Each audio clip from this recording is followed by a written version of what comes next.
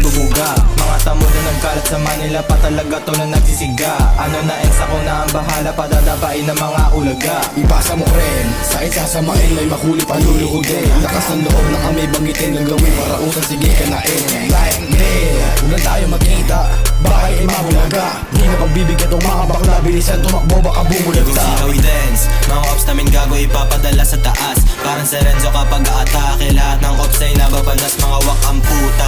Lahat mababaho, di nyo kayang umabante. Puro banggit lang sa aking pangalan, pero hindi nyo kayang umatake. Sino ka ba, putang ina ka?